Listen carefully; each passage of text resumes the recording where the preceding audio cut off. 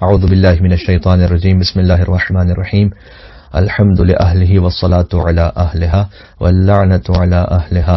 حضور نبی کریم صلی اللہ علیہ وآلہ وسلم نے مولا علی علیہ السلام سے ارشاد فرمایا تھا کہ علی، 4 خواتین وہ ہیں کہ جو تمام عالمین کی خواتین میں سب سے بہتر ہیں، اور ان میں حضرت مریم اور حضرت آسیہ اور حضرت خدیجہ اور حضرت فاطمہ زہرا سلام اللہ علیہن۔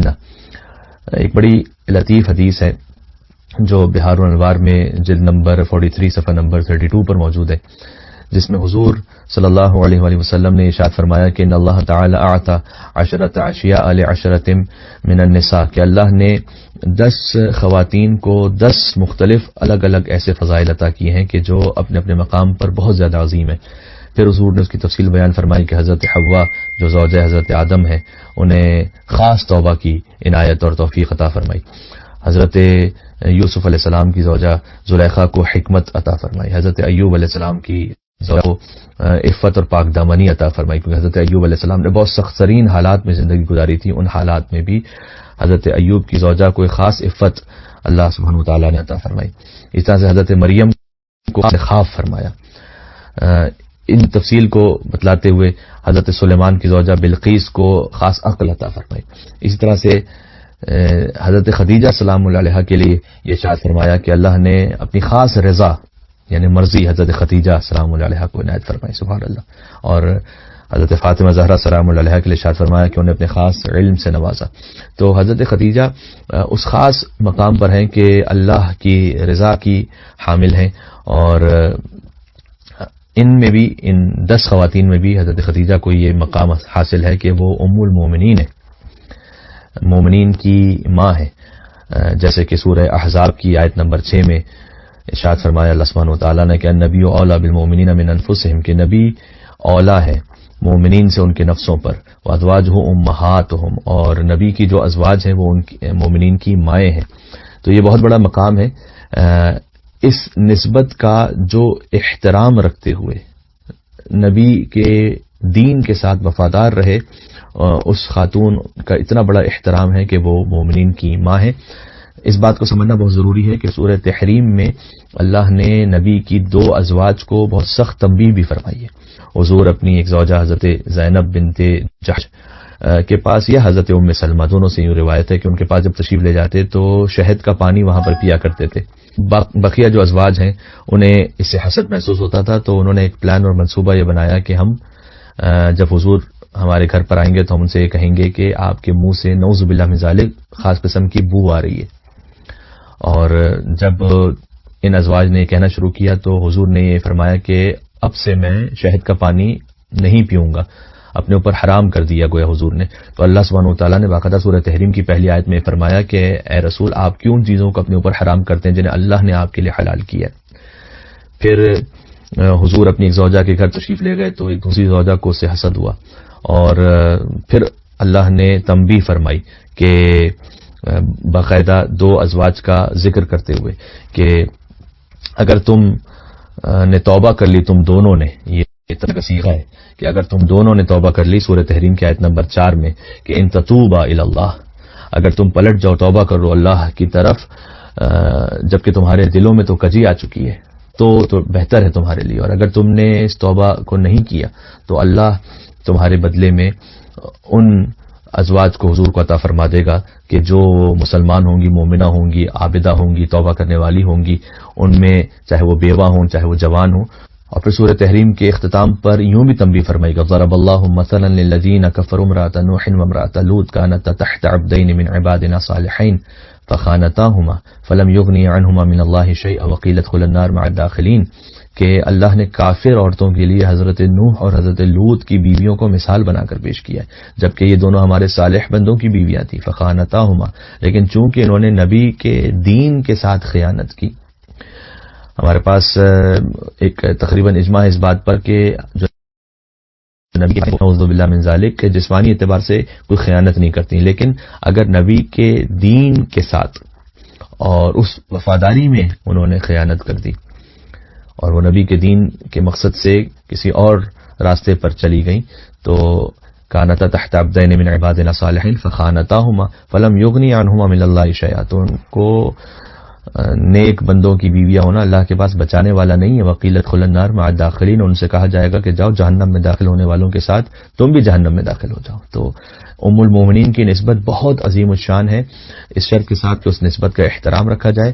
اور جیسے کہ حضور کا چچا ابو لہب، اس کا بھی تعلق، اس کی بھی نسبت ہے، لیکن تب لہبی مطلب چونکہ حالت کفر میں، لہذا کہا گیا کہ اے ابو لہب تیرے ہاتھ ٹوٹ جائیں. تو اسلام میں نسبت کا بھی احترام ہے اس وقت کہ جب کردار بھی اتنا عظیم الشان ہو، اور یہ عالی ترین مرتبہ میں نظر آتا ہے حضرت خدیجہ سلام اللہ علیہا میں. سبحان اللہ، کیا کہنا کہ حضور کو ارشاد فرمایا کہ والضحى والليل اذا سجى ما ودعك ربك خير لك من الاولى فلسوف يعطيك ربك فترضى الم يجدك يتيما فآوى ووجدك ضالا فهدى ووجدك عائلا فاغنى.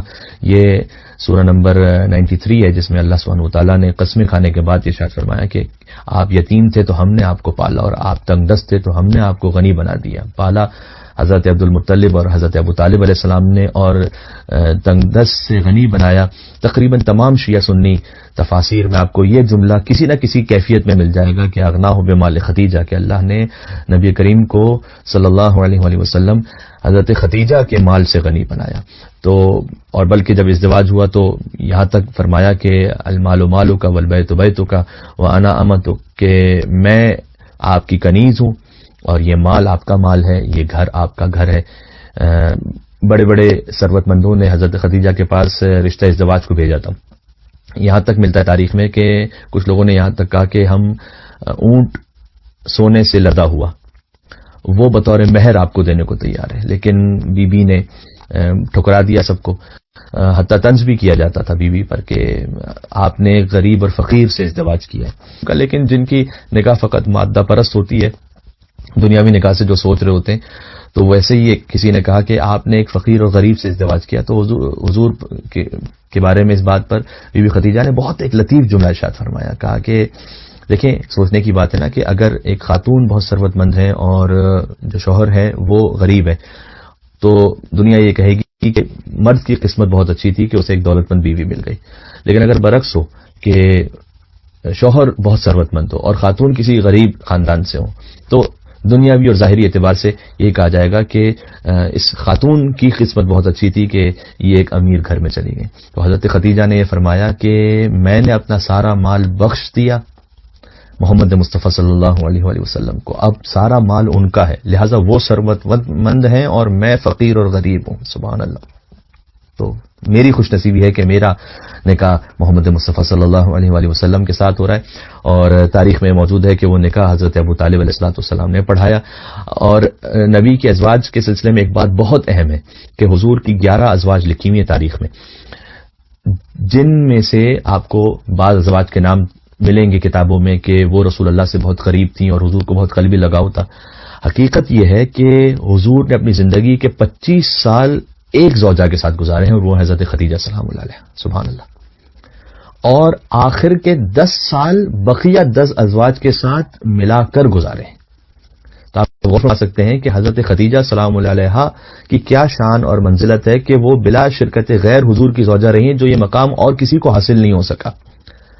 اور 25 سال حضور کا فقط ایک خاتون حضرت خدیجہ سلام اللہ علیہ کے ساتھ گزارنا اس بات کی دلیل ہے کہ ان کے مقام اور فضیلت تک کوئی پہنچ ہی نہیں سکتا تھا کہ حضور نے جب تک کہ حضرت خدیجہ حیات تھیں دوسرا ازدواج نہیں فرمایا. اور حضرت خدیجہ کی وفات 10 رمضان المبارک جو تاریخ میں بیان کی جاتا ہے کہ 10 میں بعثت، یعنی حضور نے اعلان نبوت جب فرمایا تو اس کے 10ویں سال میں بی بی کی وفات ہوئی. اسی سال حضرت ابو طالب کی بھی وفات ہوئی، جسے عام الحزن قرار دیا حضور نے. اور بڑی لطیف تعبیرات ہیں تاریخ میں، اگر آپ ملاحظہ فرمائیں. مثال کے طور پر کانا یسکنو الیہا، ملتا ہے کہ رسول اللہ صلی اللہ علیہ وسلم سکون محسوس کرتے تھے حضرت خدیجہ کے پاس. اور یہ بالکل عین آیت قرآنی کے مطابق ہے.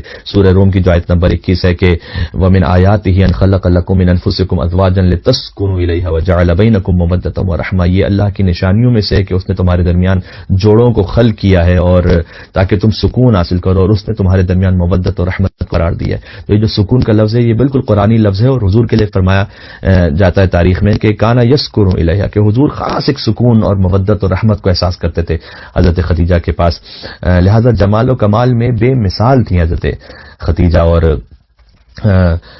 یہاں تک کہ کتاب مسلم جو اہل سنت برادران کے یہاں بہت اہم کتاب سمجھی جاتی ہے، جلد نمبر 7 میں یہ جملہ موجود ہے کہ جب حضرت خدیجہ حضور غار حرا پہ ہوتے تھے اور جن لوگوں نے وہاں پر اس مقام کی زیارت کی ہے، کتنا بلند مقام ہے وہاں پر، حضور خاص عبادت کے لیے اللہ کے حکم سے وہاں پر ہوتے تھے، حضرت خدیجہ ان پہاڑوں پر چڑھ کر اور جا کر اور سنگلاق چٹانوں میں کبھی اس پتھر پر کبھی اس پر پہنچ کر حضور کے پاس حضور کی خدمت کیا کرتی تھی.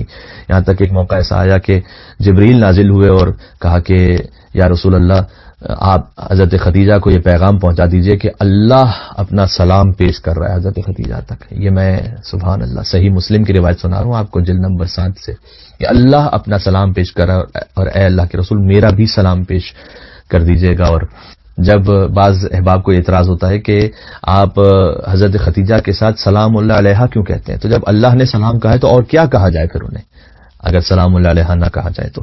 اسی طرح سے پھر فرمایا کہ ان اللہ عز وجل لا یباہی بکی کرام ملائکتہ کل یوم مرارا، اے خدیجہ اللہ کئی مرتبہ، سبحان اللہ کئی مرتبہ فخر کرتا ہے ملائکہ کی محفل میں آپ پر.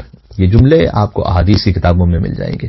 اس طرح سے خود صحیح مسلم کے لیے یہ جملہ موجود ہے کہ انی قد رزقت حبھا. یہ بھی بہت بڑی بات ہے کہ حضور نے فرمایا کہ مجھے اللہ نے خدیجہ کی محبت بطور رزق عطا فرمائی. سبحان اللہ. یعنی یہ کہ دیکھیں حضور ہیں مجسم توحید، ان صلاتی و نسکی میری عبادت، میری حیات، میری موت سب کچھ اللہ کے لیے.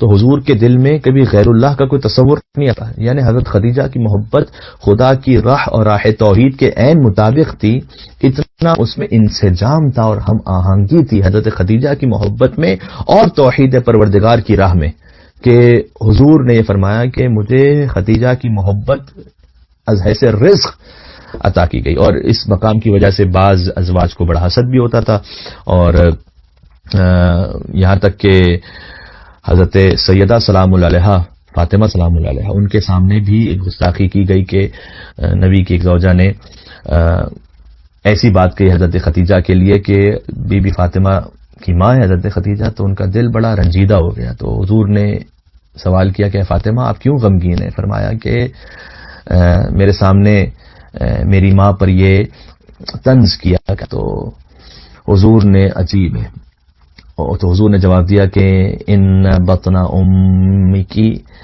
کان للامامۃ وعاء. سبحان اللہ. کہ اے سیدہ آپ فکر نہ کریں، آپ کی ماں کا بطن مطہر امامت کا ظرف تھا. کیا کہنے، یعنی 11 ائمہ کا ظرف ہے ان کے نور کا. اشہد انک کنت نورا فی الاصلاب الشام، ائمہ علیہ السلام کا نور اصلاب شام خاص ارحام مطہرہ میں منتقل ہوتا ہے. 11 ائمہ کے انوار کا ظرف ہے بطن سلام اللہ علیہ. یہ بنص حدیث معصوم آپ کو سنا رہا ہوں، اور یہ یعنی یہ بطن لیاقت رکھتا ہے کہ 11 ائمہ کی ماں بن سکے حضرت خدیجہ سلام اللہ علیہ. اور دہوم بعثت میں بی بی کی وفات ہوئی. حضرت فاطمہ بہت شدت سے گریہ فرماتی تھیں اور اپنی ماں کی جدائی پر، یہاں تک کہ جبرائیل خود خدا کی جانب سے تسلی دینے کے لیے نازل ہوئے اور فرمایا کہ یا رسول اللہ اپنی دختر سے کہیے گا کہ اللہ نے آپ کی ماں کا بہت عظیم مقام رکھا ہے اور وہ جنت میں حضرت آسیہ اور حضرت مریم کے ساتھ ہے. اور ام ایمن جو حضور کی ایک آزاد کردہ کنیز ام فضل، انہوں نے غسل میت دیا حضرت خدیجہ کو اور حضور نے اپنی چادر اڑھائی اور پھر جنت سے ایک چادر آئی حضرت خدیجہ کے لیے، وہ بھی بطور کفن اس میں شامل کی اور پھر حضرت خدیجہ کی تدفین فرمائی جنت المعلی میں. یہ جو حضرت عبد المطلب، حضرت ابو طالب، حضرت خدیجہ کی قبور ہیں، انہیں مسمار کیا گیا 1925 میں. علی سعود نے جب مدینہ منورہ میں جنت البقیع کو مسمار کیا تو مکہ مکرمہ میں جنت المعلی کو بھی مسمار کیا گیا. ہماری خدائے متعال سے دعا ہے کہ اے پاک پروردگار ہمیں سیرت حضرت خدیجہ سلام اللہ علیہ پر چلنے کی توفیق عنایت فرما. بالخصوص ان کا جو انفاق تھا فی سبیل اللہ، انہوں نے قربان کیا راہ رسول اللہ صلی اللہ علیہ وآلہ وسلم میں. بالخصوص ان حالات میں اب سمجھ میں آتا ہے کہ بی بی نے اتنا انفاق کیا تھا کہ ان کے اپنے مال سے کفن بھی نہیں بچا تھا. اور اب سمجھ میں آتا ہے سورہ دہر کا مطلب کیا ہے، سورہ دہر کی فضیلت کہ وَيُطْعِمُونَ الطَّعَامَ عَلَىٰ حُبِّهِ مِسْكِينًا وَيَتِيمًا وَأَسِيرًا، کہ جب اپنے گھر میں فاقے ہوں، کنجتن پاک کا جو واقعہ ہے کہ جب اپنے گھر میں فاقے ہوں اس کے باوجود بھی روٹی غریب کو اور یتیم اور مسکین اور اسیر کو دے دینا، یہ شان اہل بیت اطہار علیہ السلام ہے. جب تھوڑے سے حالات سخت ہوتے ہیں تو ہر ایک اپنے گھر کی فکر کرتا ہے، لیکن حضرت خدیجہ کا پیغام ہے کہ تسلیم برسالت رہیں، ولایت کو قبول کریں. اور بقیہ ازواج کے ساتھ یہی معاملہ تھا کہ ان میں سے بعض نے ولایت کو ویسے نہیں کیا بعد از رسول، اور حتیٰ یہ کہ زمانہ رسول میں بھی دل سے، کہ جو حضرت خدیجہ سلام اللہ علیہ کا خاصہ تھا. اللہ سے دعا ہے کہ وہ ہمیں حضرت خدیجہ کی شفاعت دنیا اور آخرت میں عطا فرما. اور پروردگار جو اس وقت رزق کے حوالے سے پریشان ہے، تجھے حضرت خدیجہ کے انفاق کا صدقہ ہے، ان کے رزق کے حلال میں وسعت و کثرت و برکت عنایت فرما. اور حضرت خدیجہ کی جو قبر مطہر مسمار ہے اس کی تعمیر کے اسباب بطفیل ظہور امام زمان علیہ الصلوۃ والسلام جلد سے جلد قرار فرما.